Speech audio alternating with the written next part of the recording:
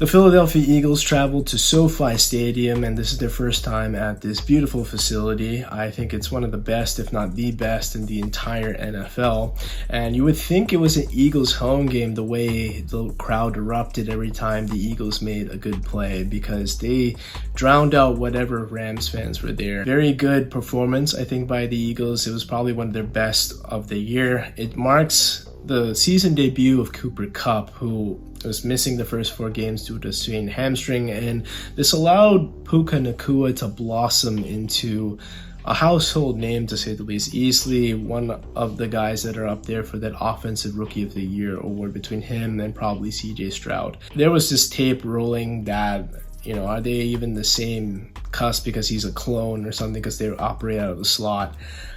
I saw the tape where they were doing this ladder drill, and Kupp has such quick feet. It's unreal. And yes, Puka Nacua was quick himself, but it was night and day, man. We forget how good Kupp is. In that 2021 season, he just ran so many excellent routes. He's getting himself open because of his quick feet, and that's something very underrated that we don't really appreciate either. Nonetheless, this game really put my antenna up, because as great as the Eagles offense looked to start, especially establishing Dallas Goedert, who has been kind of an afterthought in the early part of the season, he finally had a 100-yard performance, his first touchdown.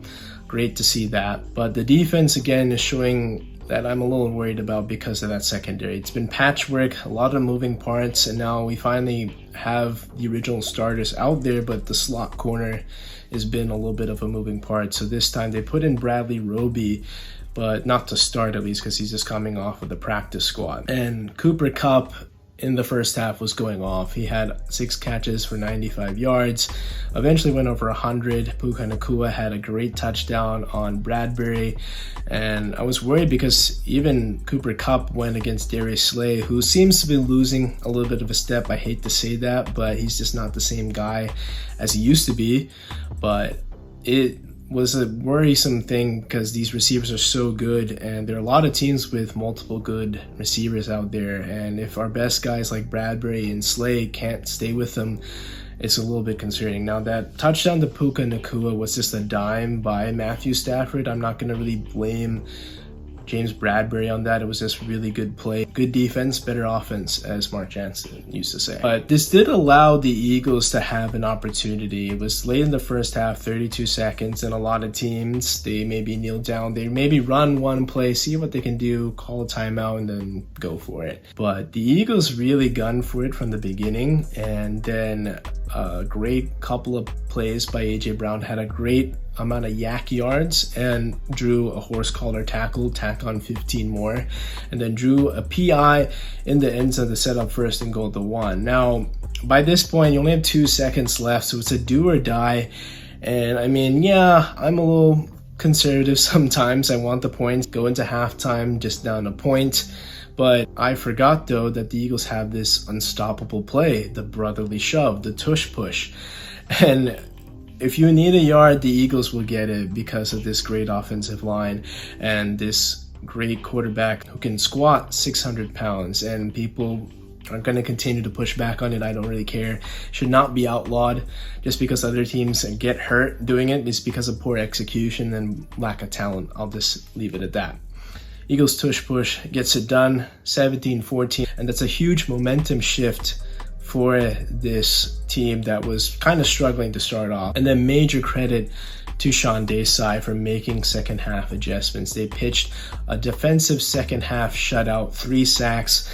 Jalen Carter is a monster who we'll talk about a little bit later, but I wouldn't say shut down the 2 receivers. They still got some decent looks, but it mainly was the pressure that was in Matthew Stafford's face. He was very good at completing passes in that first half. The second half, it caused his percentage to drop to below 60%. Kind of unheard of for Matthew Stafford. They sacked him 3 times, like I said, in the second half, and it's good to see a healthy Hassan Reddick, because Hassan is a guy that's so crucial to this Eagles defensive front. Yes, you have Josh Sweat, but Hassan Reddick is really the best edge rusher amongst the rest of that talented defensive line. And he came into training camp and preseason with a thumb injury, and he played the first 3 weeks with a thumb cast. That, I don't know how much that really limits your play, but for him it did. Cast comes off for the Commanders game, he gets a sack there, first one of the year. And then the second game, back-to-back sacks to really seal the deal, end this game. And I mean, the Eagles are just so hyped. It's just such a team that's so channeled together, and I just love seeing Reddick get into it yet again. And let's give a shout out to Jeff Stoutland. They're coming into this game missing their starting right guard, Cam Jurgens, who is definitely needed when you're going against Aaron Donald, who is one of the best defensive tackles, if not the best of all time. And remarkably, in 5 games since Aaron Donald has entered the league against the Philadelphia Eagles, he has yet to register a sack against the Eagles quarterback. And that's all when Jeff Stoutland was the offensive line coach for the Philadelphia Eagles. Just phenomenal stuff. That is, of course, major credit to Jason Kelce, who's probably going up against him head-to-head, but those guards are very important. He went up against Brandon Brooks earlier.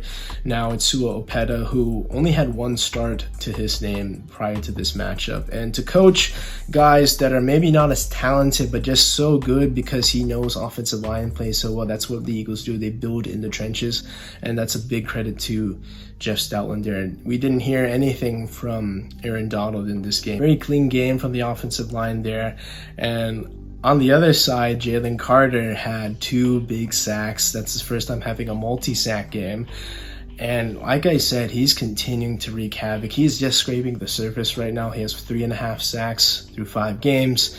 I think he is the favorite to be the defensive rookie of the year. He's graded habitually on Pro Football Focus as the best defensive tackle week after week. Just so disruptive. He's shredding double teams. He is throwing Matthew Stafford with such ferocity, but still within the legal rules, because it's obviously could be a personal foul, but just studies film so good, and it's just so good to have him on our team. And maybe it's a handing up the torch moment between Aaron Donald, who seems to be falling from his prime, still very good, but it's not the same guy as he used to be, to a guy that is ascending to maybe being one of the premier defensive linemen from that interior standpoint in the NFL.